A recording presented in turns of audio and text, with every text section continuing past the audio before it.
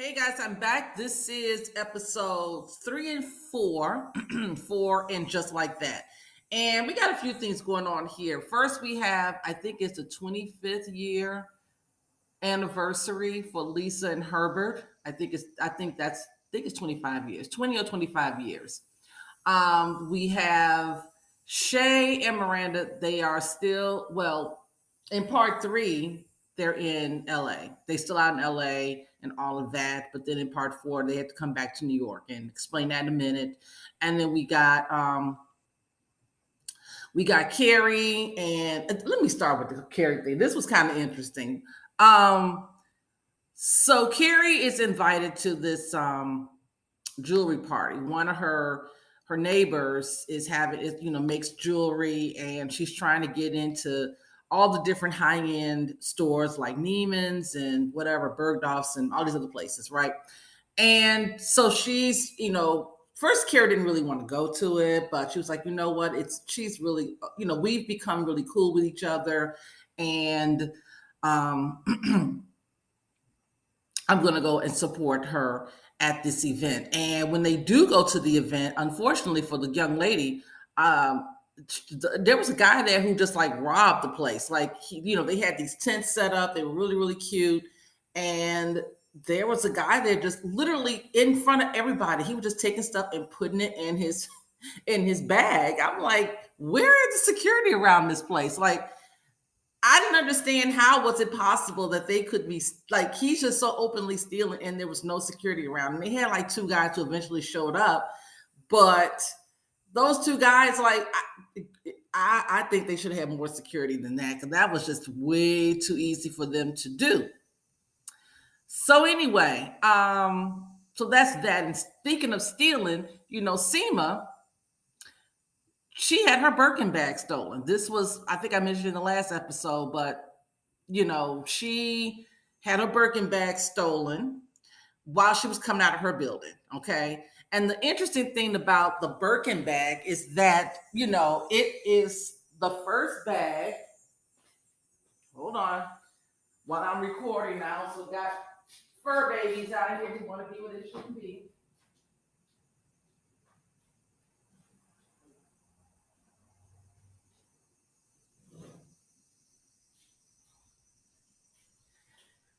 I'm trying to record a podcast and I got fur babies that's on the balcony doing what they shouldn't be doing. But anyway, so getting back to Seema, um, she is, she's really caught up in this whole Birkin bag situation and how it's very um sentimental to her and all of that. And she's like really in her feelings about this.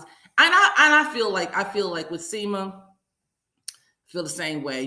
Things that are of sentimental value to you, things that belong to you, when someone takes it, from you, it hurts. It really, really does hurt. So we don't really see Seema doing too much in the dating department. She's kind of like a plus one with Carrie as far as, going to various events. But she's, like I said, the guy that she was dating, she broke up with him. And I mentioned that in episodes 1 and 2. They broke up because, he's still living with the ex-wife.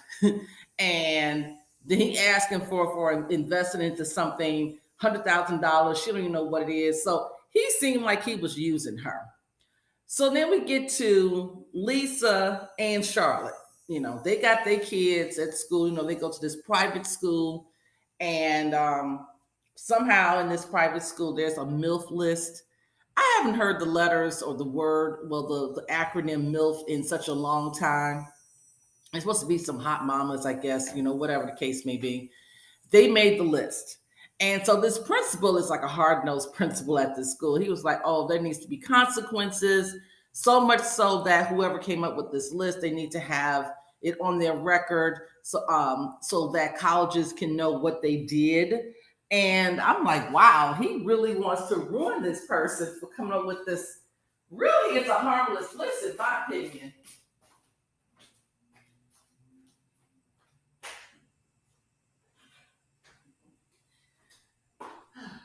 This MILF list is not that serious, but he's so hard nosed, and he's like, yeah, when they, I wanted to go on their applications and on their records. So when colleges look at their applications, they'll see this on their record, the type of person, the character he really wants to ruin lives. He's just whatever the case may be. And the only reason I think that Lisa and Charlotte weren't that hard nosed and hard pressed about the list is because they made number 2 and 3 on the list. So they pretty much feeling good about themselves. I'm like, oh my God. It just is so silly. And then when they did see the young man, um, they I felt uncomfortable. They were gawking at this young man. This is like a high teenager. Like he might be 15 or 16 years old. He's a nice looking teenager, but it's a teen. And the way these ladies were looking at him in the hallway, I'm like, what? I said, that is, I didn't like that. I didn't like that because you know what? To me, it's a double standard because had it been a young lady in the hallway and the dad was looking at her some type in the same manner, that would have been taken differently.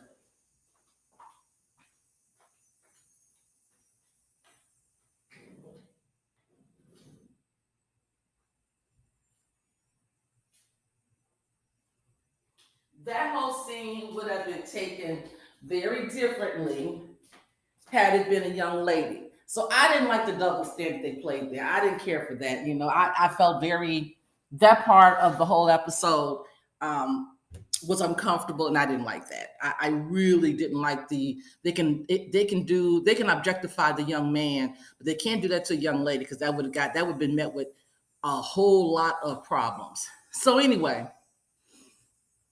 like I said, Lisa and Herbert are supposed to be planning their 25th anniversary.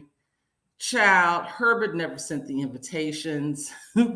Lisa never ordered the cake. They're both very busy in their own lives. Okay. They're very, very busy doing their own thing. Herbert now, well, during the dinner, we find out that Herbert is going to run for controller, city controller.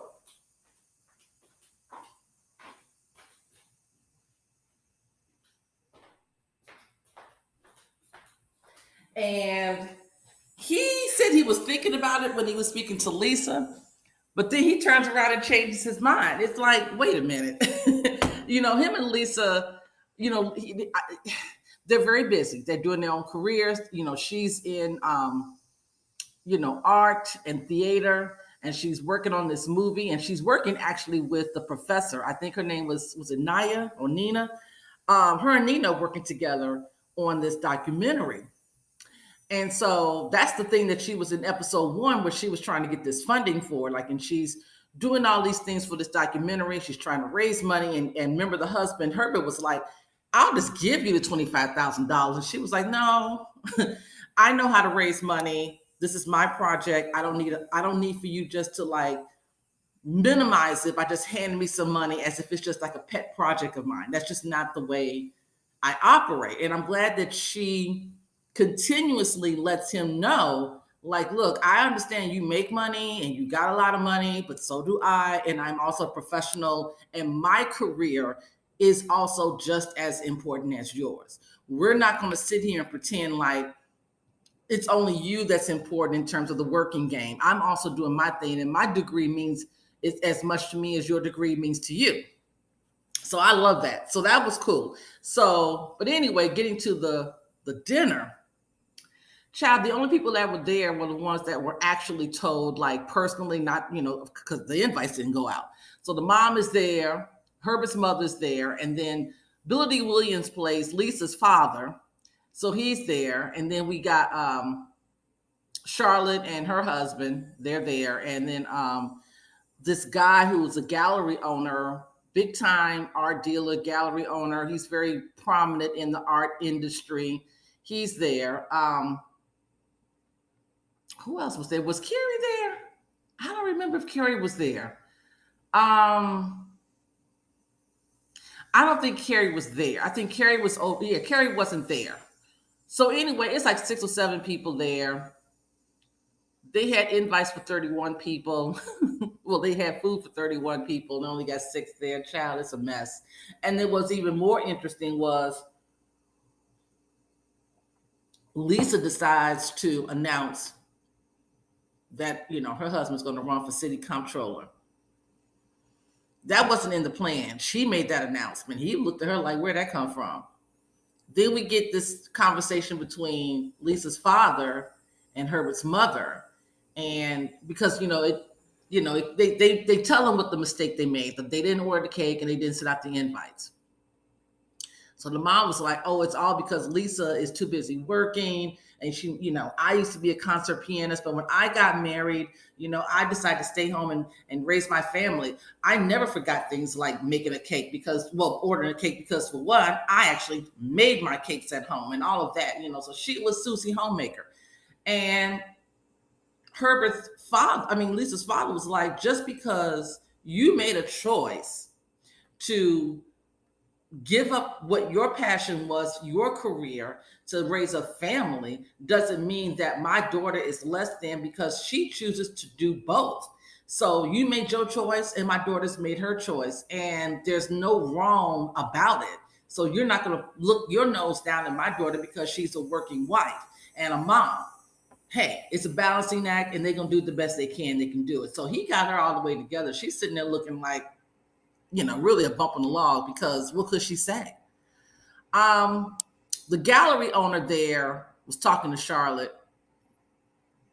and he had asked Charlotte to come work with him because, she's a fan of his and all of that. And she looked and she was like, well, I haven't really worked in the business in a very long time. I got married and started a family.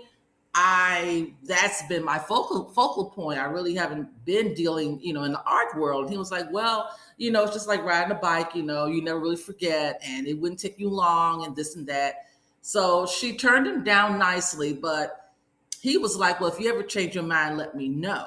I think Charlotte's gonna go back into art dealing. I think she's gonna go back and working at that gallery. I can see that happening, because you can see the twinkle in her eye when he offered it to, because she felt so like, wow, like, because that was her passion. And they're talking about, following your dreams and your passions and all of that. And I think she's like, wow. So it's coming up, not in these 2 episodes that I'm reviewing right now, but I think it's coming up. So anyway, Carrie is working on an audio version of her book, and the publishers and the editors and all these folks that that work with the book want her to be the one that actually narrates it.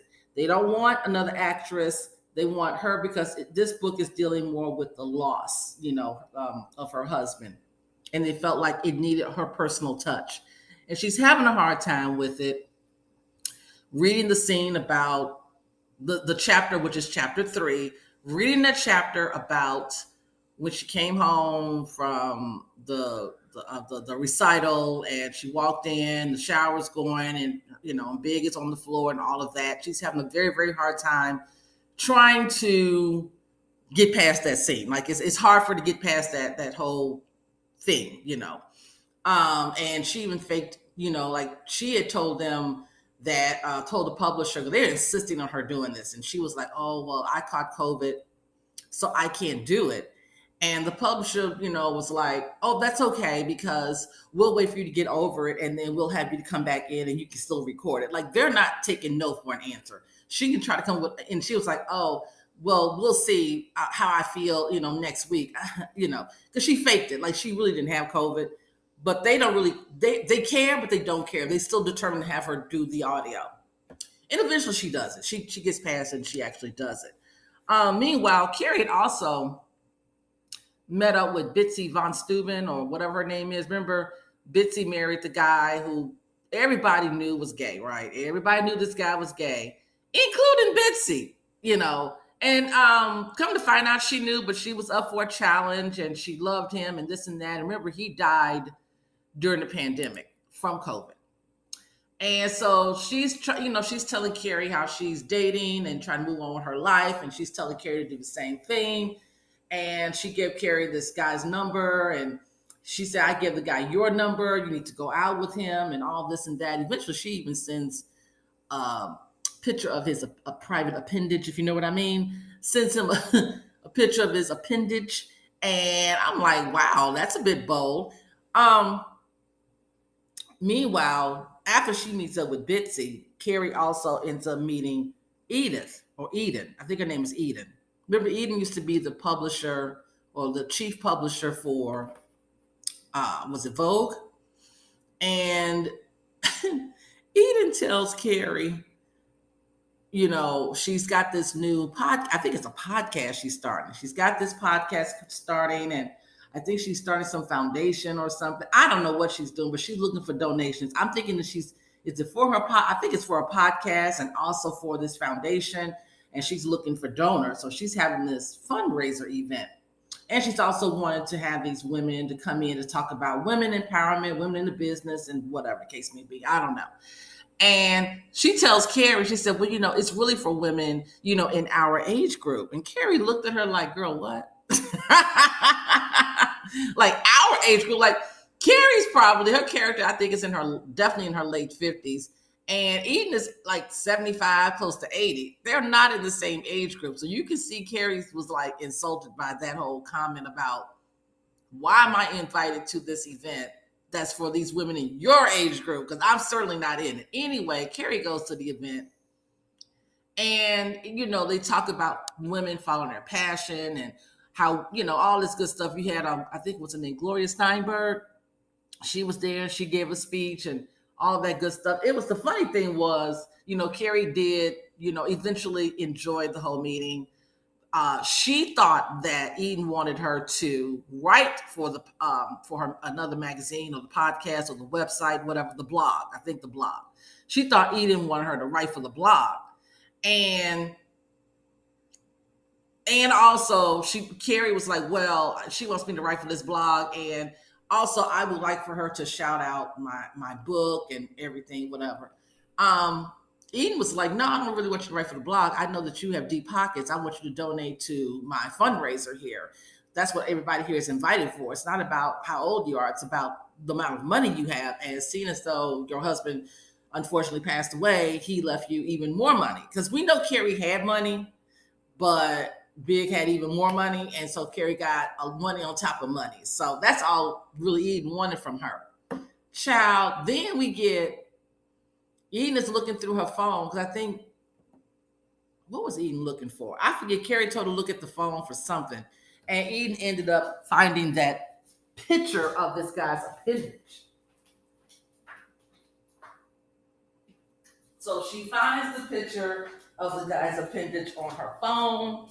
And she asked Carrie, she said, why is my boyfriend's picture of his private part on your phone? And I'm like, wow. Carrie was like, well, I'm not dealing with the guy. A friend of mine sent me that picture. They want me to get with them, but I don't really have an interest in that. That was the funny part. I was like, wow. So apparently this guy is community, you know what? He is the community peen of the area. I'm going to say it like that. I said, wow, okay. All right then, whatever the case may be. Eden is one of those strange characters. Eden has always been like very indifferent, but she really admired Carrie. She really, really did. So what else we got going on here? Oh gosh, Shay and Miranda. So while they were out in LA, Miranda is trying to fit in, right? She's trying her hardest to fit into the LA world, to fit into Shay's world. And you can see that it's a forced situation. Miranda is doing everything that she can to appease of Shay, because she blew up her life in New York. Like, she literally just blew up her marriage to be with Shay. She blew up the family dynamic to be with Shay. So with that being said, while she's out there, she wants to get a tattoo. In addition to getting this tattoo, her son, Braden, is in Amsterdam. And he and this girlfriend, she left him. He's all distraught. I think that was his first love. When he called Miranda, initially he called her like 10 times. And, she had lost her phone. I mentioned that last episode. She lost her phone. So she had to get a new phone. And finally, she's able to catch up with him. And he's all distraught. She was under the impression that he might do harm to himself. And so she was like, I'm going to come back home and all that. I'm going back to New York. You need to come back home. We're going to work this out. She's worried about him. So she goes to Shay's taping. They're taping her sitcom. She goes to the taping, and outside the taping, they're collecting cell phones. And she lies and says she doesn't have a cell phone. She lost a cell phone. The security guard believed her. Needless to say, once she gets into the taping, her cell phone goes off. It's her son. So that causes problems, of course. And Shay is more concerned about the fact that Miranda ruined that scene and they have to reshoot the scene versus her being upset that Miranda is upset about her family crisis. She said, I have a real family crisis right now with my son. I don't know if he's trying to, do harm to himself. I don't know what's going on. So we see in that scene that they are really on two different pages. And the old Miranda from the original series would have probably told Shay about herself, about being self-centered and not caring. But this Miranda is trying her best to placate to whatever Shay wants, because she wants to so badly make this relationship work. When Miranda gets back to New York, they being Miranda, Steve, and the son, they all go to family therapy. And Braden is more, because he said, look, I'll get over, whatever her name is, but I need to understand what's going on between my parents and why are you two living the way you're living? What's really going on? What's happening? Miranda running from Shay's apartment back to their place in Brooklyn or whatever. It's just a mess. And Miranda is making a complicated mess out of things. And the therapist is like, you guys need to make a more permanent solution, because right now you're playing in a situation that's really serious. Miranda's trying to make something happen with this relationship. Now, here are a few other things about the Miranda and Shay situation before I'm done with this podcast. One, Miranda's finding out she doesn't really know Shay. Okay. She didn't know Shay's number when she was out in LA. She didn't know that Shay was married. She is now finding out that Shay is really focused more on this career, but she's trying to hold on for dear life. And in addition to Shay being married, when Shay comes back to New York, Shay still has an apartment there for right now. Shay's husband is there, and they're staying together. So Miranda's like, well, you're only together. The guy tells the story about why they're together and everything. So Miranda's still under the impression, like, okay, you guys are married, but you're not really, there's nothing really going on there. Well, one night we find out something different. It appears as though they were all three in the same bed, which is weird. Miranda and Shay were trying to have a moment. The husband woke up. He decided to join in. And it was at this point, Miranda is noticing that the way he was so comfortable with touching Shay, you can see that they've probably been doing this quite a bit. Like, their relationship is not purely just a friendship, even though they're married, but they've obviously been physical and more than once, and they've done this type of thing more than once. But again, Miranda's not saying much. She is trying to keep the peace because, again, she feels guilty about what she has done in her own marriage. So Miranda has a little room over at where her friend, the professor, she's temporarily staying in this little room there. There's a research group that's talking about Shay's show. And one of the non-binary, non-conforming individuals started really saying how the show is inauthentic. And basically that person really tanked the opportunity for this show to go any further. ABC was like, if this person doesn't like the show, and that's the target audience, we're in trouble. So Shay asked Miranda for some time apart. She said, I just need a few days apart. I need to figure out what's going on. I was depending on that money to pay for this apartment. I need to figure out what's going on with my life, what's going on with my career. So at first, Miranda thought she just needed a day away. She said, oh, okay, I'll go back home. I'll come back tomorrow. She said, no. Shay was like, I need a few days to myself. I need some time to regroup and figure things out. In my opinion, I believe that this is the beginning of the breakup. Like, Shay is going to break up and break Miranda's heart. That's what I think. But anyway, I'll come back with episodes 5 and 6. I'll talk to you guys later. Peace.